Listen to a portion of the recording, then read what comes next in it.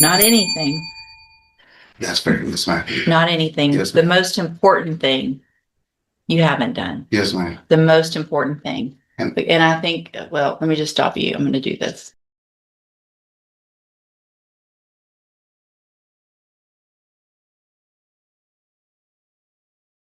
That you have not taken advantage. All right, so are you Brandon Lewis Shiloh? Yes, ma'am. And is it Shiloh or Shiloh? Shiloh. Shiloh. Mr. Shiloh was previously in court. Well, first on probation in two cases, clause numbers 19-32303, excuse me. Yeah. 19-32403 and 19-32404. Both of those for sexual assault of a child. Those are both 10-year deferred probations.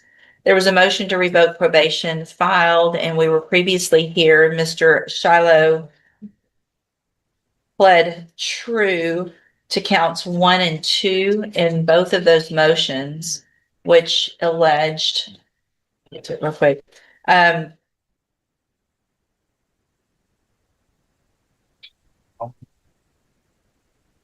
All right, so count 1 pled true that he did not successfully complete the sex offender counseling and was terminated from that program.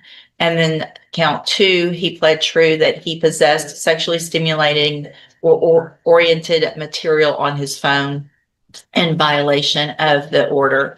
I've received an updated pre-sentence report. Has everyone had an opportunity to review that report? We have, Judge. Is that dated January 26th, Your Honor? It is. Yes, I've received it as well. Are there any additions or corrections to that updated report? No, Your Honor. no.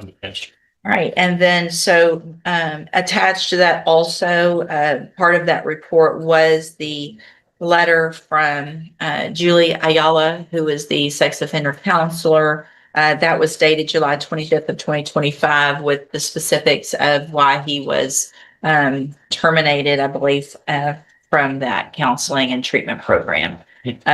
You've seen that as well, correct? I have. All right, Mr. And that there was no agreement for any type of punishment in these cases. And so, Mr. Lewis, you may proceed. Yes, Judge. Judge, we are asking that Mr. Shiloh be allowed to continue supervision with some amendments to the probation. I know one of the things that even probation even recommended or suggested in their report was the cognitive track of ISF. We think that will be be very appropriate in this situation. I have had talks with Mr. Shiloh about the violations as well as basically this situation. And he's been very clear to me as far as him understanding how serious they are. But I think that the cognitive track will be able to enhance or basically really enhance that thought process for him. To not minimize any of these situations or requirements from the Safe Offender Program or just probation in general. Understand that it is all very important, unless or it wouldn't be a requirement of it. And he's more than willing to comply. The situations that led into these violations here, it was a situation where, given how they happen for situations, the information on his phone or through the polygraph situation, a lot of that dealt with, communicates with him and a loved one of his. And he had to understand that even those type of situations, it has a determining factor. It can be a determining factor dealing with his probation.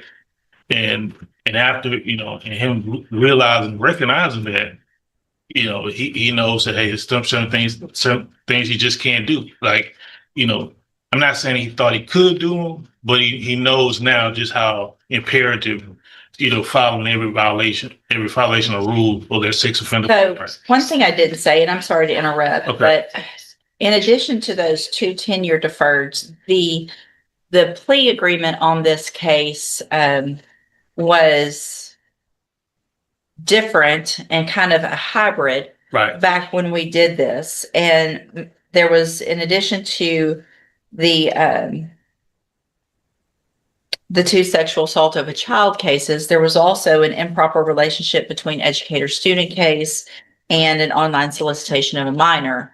Those two cases, he was given 6.5 years in prison. So went and did some amount of time in prison, Right, then got out and on probation. right. So, I can, and Ms. French, I'll give you an opportunity in just a minute, but it doesn't make any sense to me that 90 days in ISF would do more than a 6.5 year sentence in prison to make it clear to Mr. Shiloh how serious it was that he got out and followed the rules on probation. That was all gone over when he was given probation.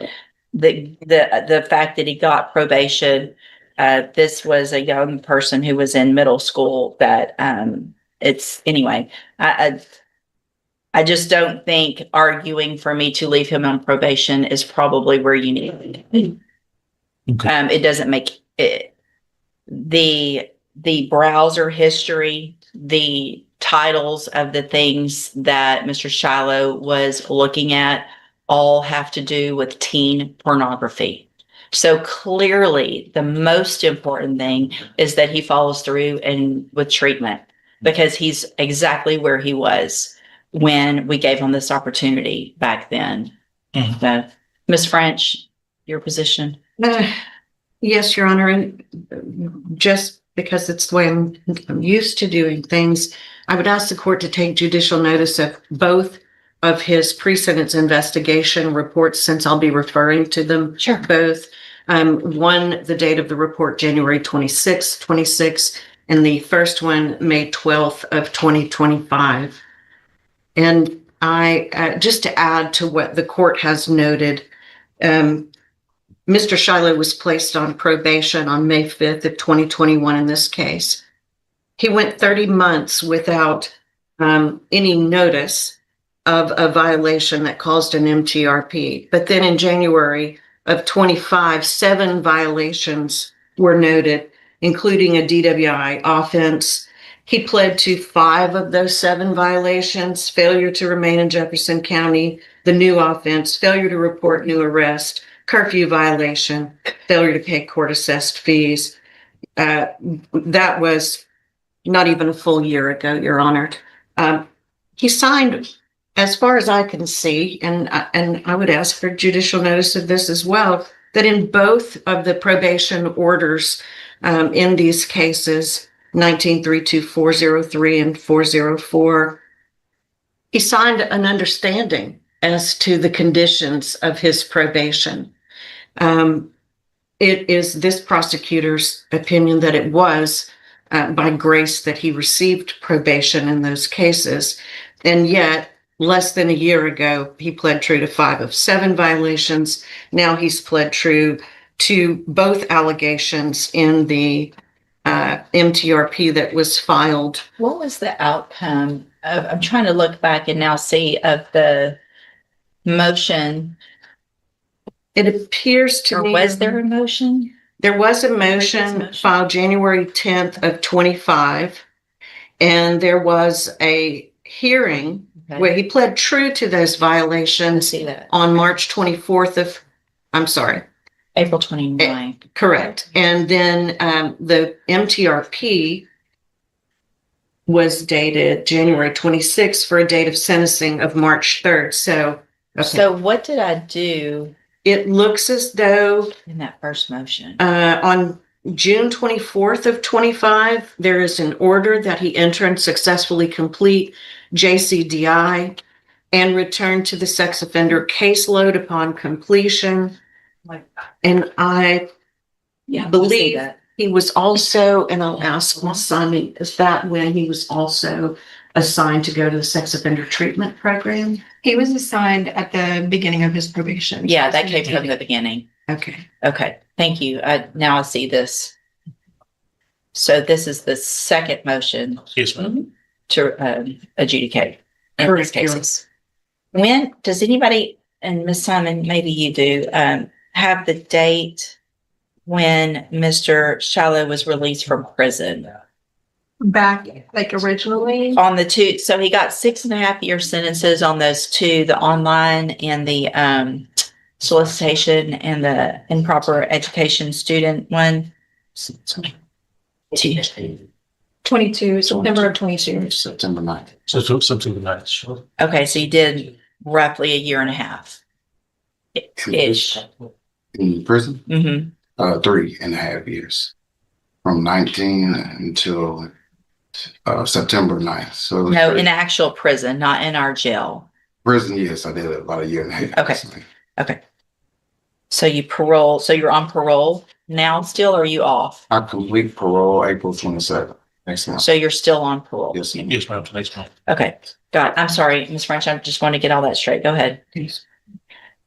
I noticed in the interview on this latest PSI that it states interview with defendant during a jail visit on January 20th.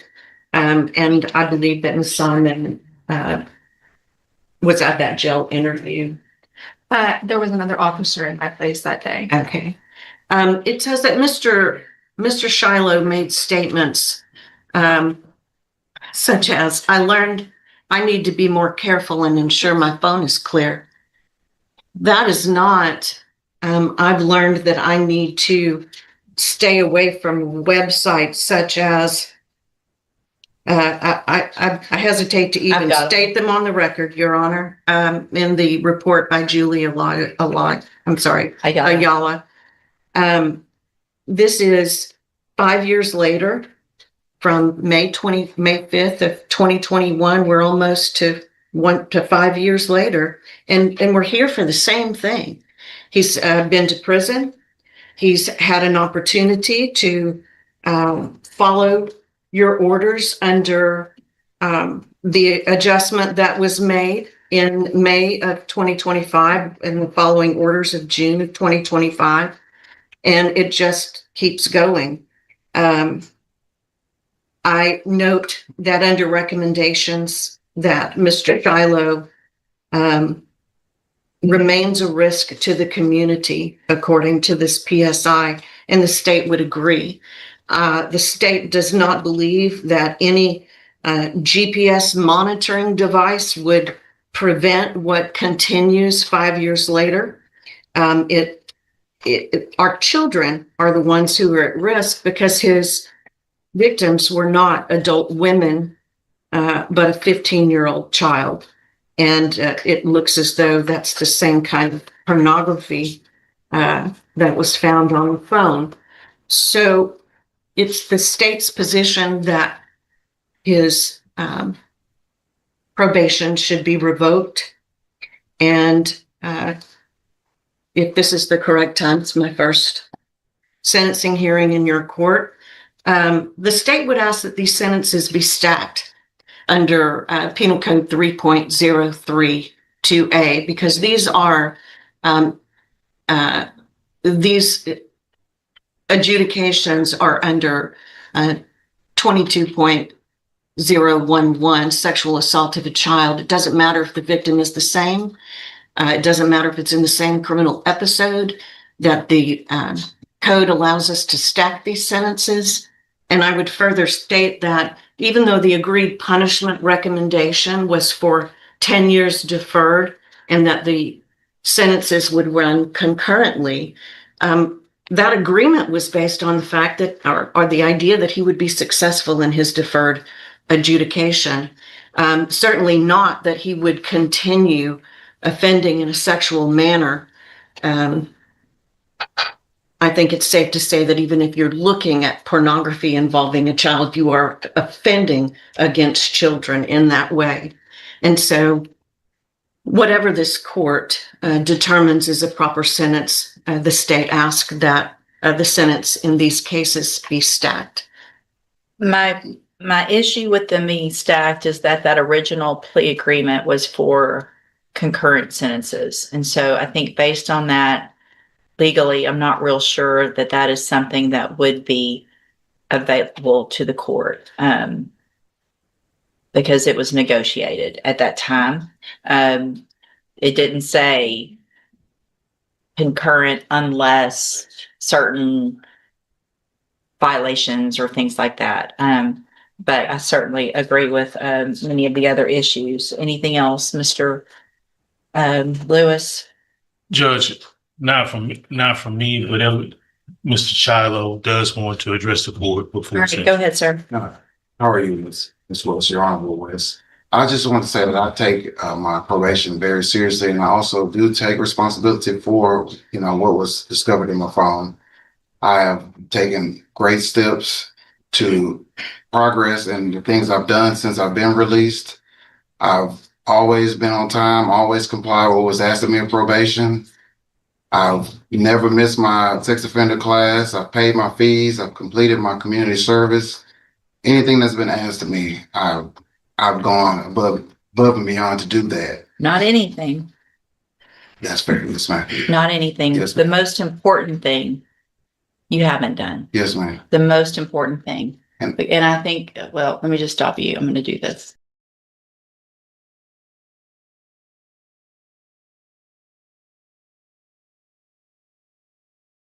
That you have not taken advantage of what treatment you should have gotten to this point, and puts, in my opinion, every young person and girl in our community at risk. You're 40 something years old at this time. You were 37 when you had sex with a 15-year-old and did all of this. It's not like this is you're 17 and they're 14 kind of thing. This is a true, in my opinion, predator on young girls. And so for that reason, at this time, I'm going to find that you entered your pleas of true in each of your cases freely and voluntarily. In cause number 19-32403, find sufficient evidence to find you guilty, and at this time find you guilty of sexual assault of a child. Sentence you to a term of 20 years in the institutional division of the Texas Department of Corrections. You will receive credit on that sentence for any time that you've been in custody that the law gives you the right to receive. In cause number 19-32404, also find at this time sufficient evidence to find you guilty and find you guilty of sexual assault of a child. Sentence you to a term of 20 years in the institutional division of the Texas Department of Corrections. You will also receive credit on that sentence for any time that you've been in custody that the law gives you the right to receive. These cases will run concurrently. If I could stack them, I think I probably would, but I don't think legally that is something that is at my disposal. So they will run concurrently. I am going to hand you the trial court certification that shows this was not an agreement. You'll get a copy of that. You do have some rights to appeal. You can talk to Mr. Lewis about that. I need both of you to sign that, and then I'll give you your copy. I'm also handing you a written admonishment regarding your ineligibility to possess a firearm or ammunition. Because of the judgments entered against you, you're ineligible under Texas law to possess a firearm or ammunition. Sir, Yes, ma'am. possession of a firearm or ammunition could lead to charges against you. If you have questions about the laws that make you ineligible to possess a firearm or ammunition, or about how long that lasts, you can talk with Mr. Lewis. You can go back with the bailiff. Thank you. That's for him. And you. And Your Honor, next time I make the request, I will know whether or not it's within your Thank authority you so to much. do it. I appreciate that. And, good morning, ma'am. Were you Angela Reyes? Yes, ma'am. And Ms. Reyes is charged in cause number 26 DCCR 0264 with assault on a peace officer, 26 DCCR 0265 with the obstruction or retaliation, and 26 DCCR 0266 with assault on a peace officer. Those offense dates are all from December 22nd of 2025. It looks like the cases were indicted February 11th of 2026. And so, Ms. Reyes, let me just get everything straight first. Were you released on accusation when you first got arrested on these offenses? Yes, ma'am. And then the indictments came down and there were warrants and you went back into custody, Yes, correct? Do you, Mike can tell, but do you remember the date that you went back into custody? I know it was Wednesday last week when they picked me up on a warrant from my Okay, house. so was it? Okay. The 25th, February 25th. Yes, ma'am. This shows when these were executed. You were magistrated out at the jail that next morning, and it appears as though the magistrate set the bonds at $10,000 for the 2 assault on a peace officer charges and $8,000 on the obstruction charge. The district attorney's office has filed an Article 17 objection to that bond, asking that I increase the bond. Have you been arrested for anything? Well, let me do this first. Raise your right hand the best you can. You swear or affirm the testimony you're going to give in this hearing will be the truth, the whole truth, and nothing but the truth. Yes, ma'am. Okay. So from the date of these offenses in December 22nd of 2025, have you been arrested for anything else? Since December? Yes, No, ma'am. I have not. Okay. And this is my first like big I've ever. These are your first felonies? Yes. And Mr. Coleman, you're shaking your head. Do you agree that there's nothing in your file that shows that there's any felony criminal history? I agree. Okay. Let me do this real quick because typically this review is going to be it's a new type of a law that has been handed down for the district attorney's office and the courts to review certain bonds that the magistrate set. But typically that is going to be when you're on bond for one felony and then another felony is alleged to have been committed, which we don't have here. And so let me take a quick look at the probable cause in these cases, and then I'll let you guys kind of know where I stand on it.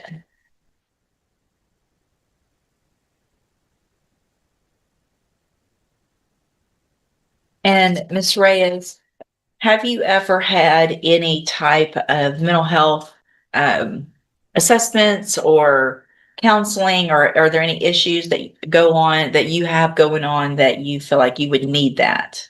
I will say a year ago in February, I survived a suicide attempt, so I had to get hospitalized, and that's where they did evaluations and diagnosed me with depression.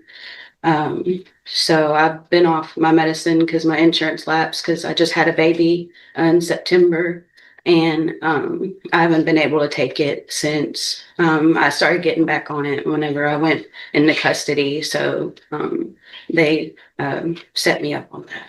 If you make your bond as it's set now, or depending on what it is, where would you reside? With my father and my 2 children at the 7515 North Major. Okay.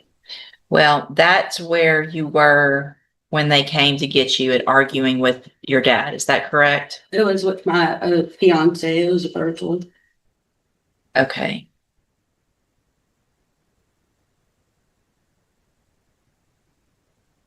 You were arguing with your fiance, or your fiance was arguing with your dad, or who was arguing with who? It was me and my fiance, and then my dad was the one who called the police. Okay. Where would your fiance be living? He lives there too. Also. Okay, so here's where, at least while this is pending, there could be some issues. Well, Mr. Coleman, I guess based on where I've gone kind of so far with this, what is your position with regard to the motion that your office filed? We'd simply just ask that the court give the motion its due consideration, and certainly we defer to the discretion of the court. Mr. Lewis? Judge, well, I had conversations with Ms. Reyes' father, who was there, and the one who called the police. And as far as a bond goes, my conversation with him was that even the amount that is set could be a stretch for them to try to make. And also, like I said, with some of the issues that she was already having, part of that was her not being able to have her medication because it was a financial issue. So, of course, we'll be asking that the bond remains as the same. But like I said, if they are able to make that bond, that would definitely be an amount that, would definitely ensure her return to court and, any public safety issues. All right, then here's what I'm going to do. At this time, I'm not going to raise your bonds in your cases. I'm going to deny the state's motion to raise those bonds. I am going to make a condition of the bonds, if you make them, that you make appointment and go to the Spindletop Center for treatment, medication, assessment. They will work with you without insurance. And so it's going to be a condition of your bond that you do that. Go do So that. you need to make sure if you make your bond that when you make that appointment, you get that appointment to Mr. Lewis and your bondsman so they know you're following through. So I know you're following through. And that's really just meant if for me to order it means that they should be able to help you more Yeah. because it's a court order. Mhm. And so there's no reason for you not to go do that. And Yeah. now if you don't do it, it'd be a violation of your bond. And obviously at that point, Mr. Coleman might have more to say than he did today. And we would have some concern about some of the same behavior and I would have no choice but to raise those bonds. Do you understand? Yes, ma'am. Okay. All right. You can go back with the bailiff. All right, thanks, Jeff. Thanks, Jeff. Is, The other one's sorry. into our hands. Nope. All good. All right, ma'am. Are you Lee Coney? Yes, ma'am.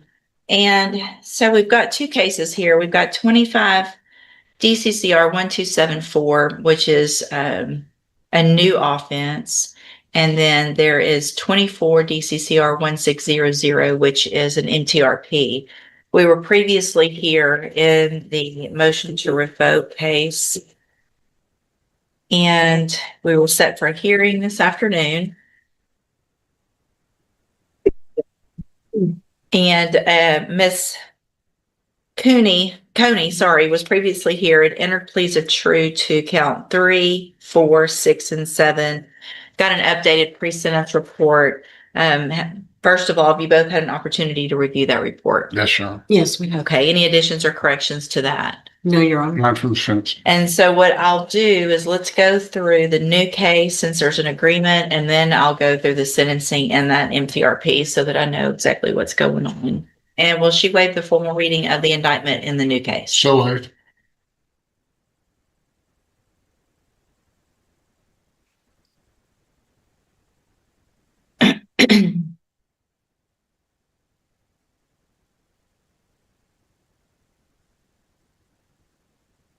Ms. Coney, in cause number 25, DCCR 1274, you're charged with the state jail felony offense of possession of a controlled substance from September 12th of 2024. And how do you plead to that charge? Guilty.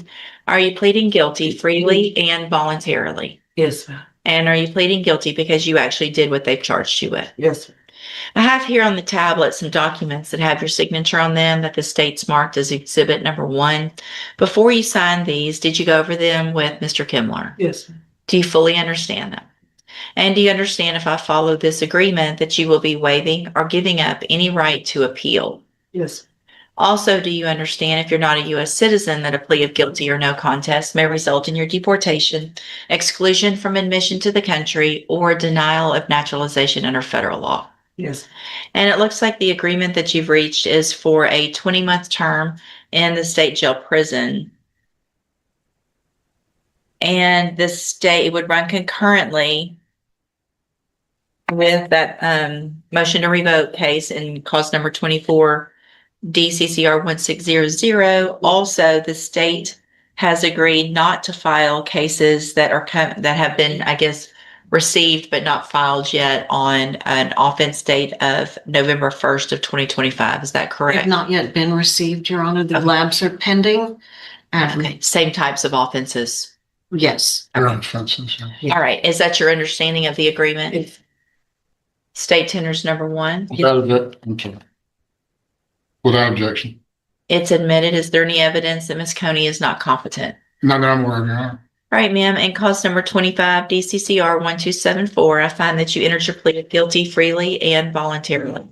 Find that you're mentally competent and understand the nature and the consequences of your plea.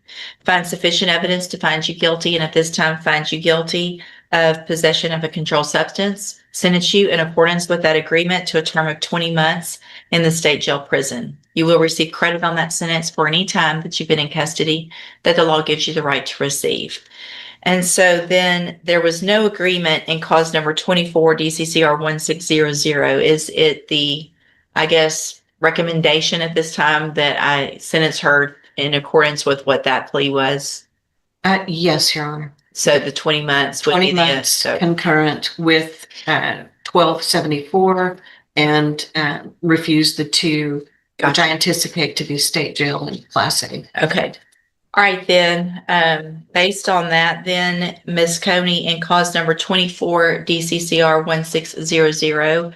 Well, let me ask you, initially this was unagreed, and so there was a right to appeal, but it sounds like there's now an agreement, and some things that the state has done and given, I guess, in exchange for that. And so is it your understanding, and do you want me to follow that agreement now for a 20-month term in that motion to revoke it? That's correct, Your Honor. She waives appeal.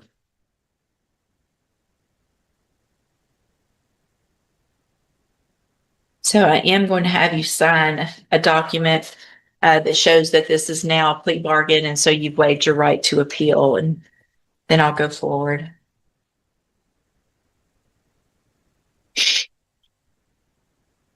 So. Yep.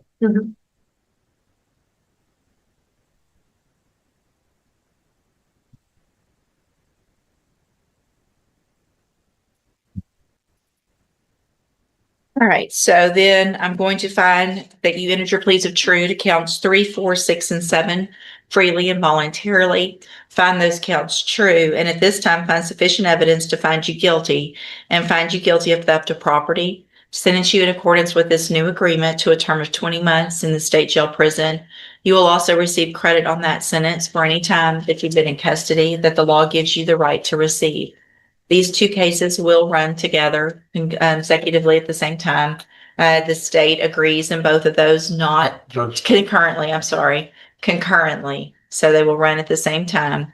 And the state will agree to refuse the two cases from November 11th of 2025. I'm handing you in each of your cases the trial court certifications that shows that these were agreements that I followed. And so you've waived your right to appeal. I also handed you a written admonishment regarding your ineligibility to possess a firearm or ammunition. Because of the judgments entered against you, you're ineligible under Texas law to possess a firearm or ammunition. Possession of a firearm or ammunition could lead to charges against you. Firearm is a legal term, and you should read that written admonishment I provided you to see what devices qualify as a firearm. If you have questions about the laws that make you ineligible to possess a firearm or ammunition, or about how long that lasts, you can talk with Mr. Kimler. All right, thank you. Good luck to you, ma'am. Thank you, Mr. Kimler. Thank you, Ms. French, for y'all discussing that and working it out. Good morning. Are you Donnie Smith? Yes, ma'am. And Ms. Holmes, will your client waive the formal reading of the indictment? Hello, Your Honor. Mr. Smith, in cause number 26, DCCR 0072, you're charged with a second-degree felony offense of assault on a peace officer from December 28th of 2025. And how do you plead to that charge? Guilty. Are you pleading guilty freely and voluntarily? Yes, ma'am. And are you pleading guilty because you did what they charged you with? Yes, ma'am. I have here on the tablet some documents that have your signature on them that the state has marked as exhibit number 1. Before you signed these, did you go over them with Ms. Holmes? Yes, ma'am. Do you fully understand them? Yes, ma'am. And do you understand, if I follow the agreement that you've made with the district attorney, that you'll be waiving or giving up any type of any right to appeal? Yes, ma'am.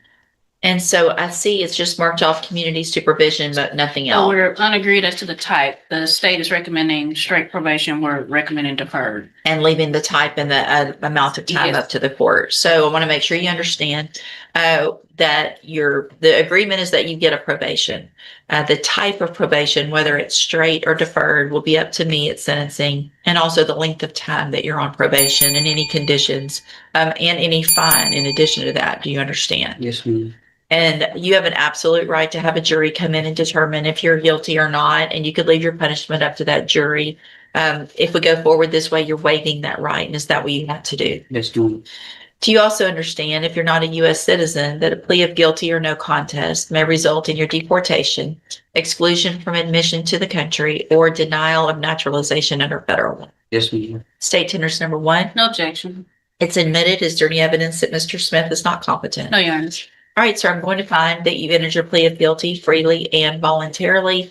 Find that you're mentally competent and understand the nature and the consequences of your plea. Find sufficient evidence to find you guilty. However, I'm going to reset your case for sentencing so that the probation department can do a pre-sentence report. That'll give me more information about you and your case, and then we'll come back later for sentencing. Ms. Malfino, what is the state's position with regard to a bond reduction based on that plea? Judge, in reviewing Mr. Coleman's notes in this case, it doesn't appear that this young defendant has any substantial criminal history, just so the court is aware. Pending UCW and evading also arose out of this incident. And so it's obviously concerning to the state that a weapon was involved, but I've heard of what you think is appropriate, unless Mr. Coleman has additional to add. Oh, nothing there to that. Thank you. Thank you. All right, Mr. Smith, what I'm going to do based on the nature of your plea agreement is reduce your bond in your case to $2,000.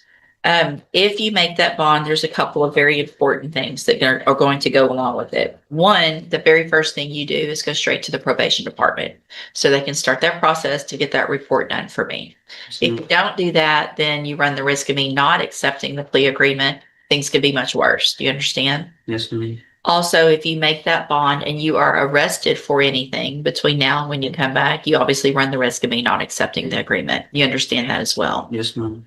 In addition, I'm going to order as a condition of that bond, you are to have absolutely no possession of any firearm. Okay. That means you can't be in a car with someone else that has a gun. You cannot be in a home where there are guns. You cannot be around any guns until further sentencing. We'll figure that out depending on what's going on with that misdemeanor case. Yes, Do you understand? Any other conditions that? No, Judge. All right, then we will